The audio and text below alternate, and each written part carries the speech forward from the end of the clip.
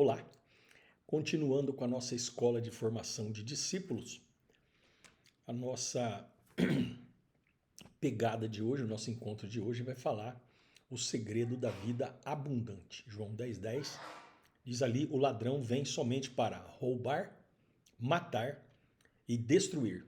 Eu vim para que tenham vida e a tenham em abundância. João Batista, quando viu a Jesus, o reconheceu como o Messias e disse, é necessário, João 3,30, né, que ele cresça e que eu diminua. Paulo, falando acerca de sua vida com Jesus, ele declara em Gálatas 2,20, logo, já não sou eu quem vive, mas Cristo vive em mim. E esse viver que agora tenho na carne, vivo pela fé no Filho de Deus, que me amou e a si mesmo se entregou por mim. O segredo da vida abundante é Cristo em nós. 1 João 4,9, nisto se manifestou o amor de Deus em nós, em haver Deus enviado o seu Filho unigênito ao mundo para vivermos por meio dele.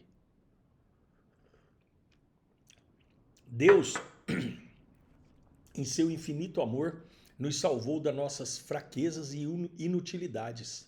Por meio de Jesus, proveu para todos nós os recursos para termos esta vida abundante. Nossa constituição, fraquezas e limitações continuarão, mas agora temos habitando em nós, agora nesse momento, o Senhor da glória, é Ele quem transborda para todo o nosso ser, como Paulo fala, é dele toda a capacitação que precisamos para viver uma vida abundante. Aqui nós temos uma missiva disso em Hebreus capítulo 2, versículos 17 e 18, e Hebreus 4, 34, aliás, Hebreus 4, 14 e 15.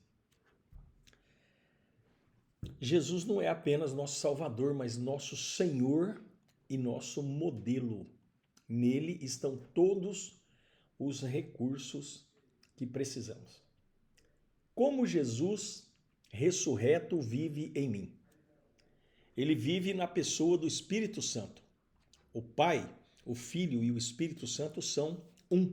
Jesus foi para o Pai, que enviou o Espírito Santo chamado de Consolador e disse que ele estaria no Pai e nós estaríamos nele e ele estaria em nós, João 14, 16 ao 20. Andar no Espírito é a forma de andar na qual Cristo faz tudo em nós por meio do Espírito Santo. Ele anda por nós, fala por nós e age por nós. Portanto, essa é a nossa vida. Em Romanos 8, do 4 ao 11 e Gálatas 5, 16 ao 25, o apóstolo Paulo fala em duas formas de andar. Segundo a carne ou segundo o Espírito. São duas estruturas para a igreja de Roma, para a igreja de Galácia, mas Paulo trata dessa questão. E como vimos anteriormente, nós somos livres do poder do pecado. E a cada dia nós vamos nos apropriando da santificação. Enquanto vivermos nesse corpo, nós teremos que viver com o conflito da carne e do espírito. O que fazer então? Mais uma vez, precisamos recorrer à fé e buscar o socorro de Deus. Antes, éramos escravos do pecado e andávamos segundo a carne. Essa era a nossa única opção. Hoje, o Espírito Santo que está em nós é poderoso e vitorioso sobre o pecado. Quando nós andamos no Espírito, nós não satisfaremos os desejos da carne. Antes, sem Jesus, nós não tínhamos opção. Nós só poderíamos escolher o pecado. Agora nós podemos escolher a santidade. Colossenses 1, 27. Cristo em nós, em vós, a esperança da glória. Essa realidade não é apenas para alguns. Está acessível a todos. Não é um estágio de grande avanço espiritual, mas o início da carreira cristã. Tomemos posse desses recursos e andemos pelo caminho da vitória e vida abundante que o Senhor nos preparou por meio de Jesus. Então essa é a estrutura que nós observamos na nossa vida e temos em relação à vida abundante. Nós precisamos entender que existem as estruturas da nossa posição em Deus e do nosso estado em Deus. O estado em Deus é o estado de abençoado com toda sorte de bênção nas regiões celestiais em Cristo Jesus. Efésios 1:3.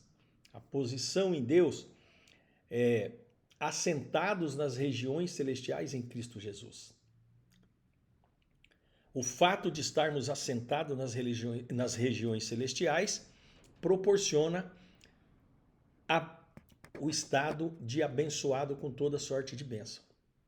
O estado de ser de Jesus e recebê-lo como Senhor da nossa vida nos proporciona vivermos na terra com uma vida abundante. O que é abundância de vida?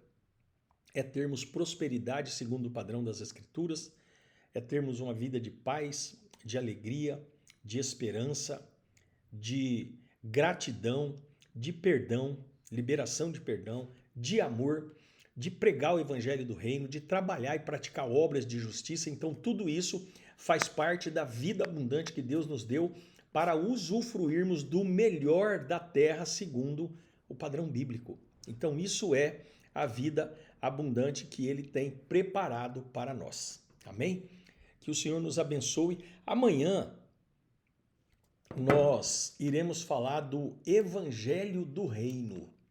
Mas por que falar do Evangelho do Reino? Porque existem outros evangelhos, né? Existem outros evangelhos. E existe uma estrutura que nós chamamos de evangelho humanista. Existe um contraponto entre o Evangelho do Reino e o Evangelho humanista. Por exemplo, o centro da mensagem do Evangelho do Reino é Jesus, a sua vontade, a sua autoridade e seu reino. Tudo isso é o centro da mensagem. O Evangelho humanista, o centro da mensagem é antropocêntrico. E o homem é o centro de tudo. O homem e a felicidade do homem são o centro da mensagem. Então amanhã nós falaremos um pouco sobre o Evangelho do Reino. Amém? Deus nos abençoe, que Ele nos dê graça, que Ele nos dê paz, que Ele nos dê alegria, que Ele nos dê felicidade, que Ele abençoe nosso dia, que Ele derrame a paz em Jerusalém e na cidade a qual nós moramos. Nós declaramos em nome de Jesus a bênção dele sobre a nossa vida e pedimos que ele nos dê prosperidade no dia de hoje, clamando assim: Senhor, o pão nosso de cada dia nos dai hoje. Abençoa nossas finanças e nos transforma em despenseiros do reino de Deus, recebendo do Senhor o pão e a semente. Obrigado, Deus.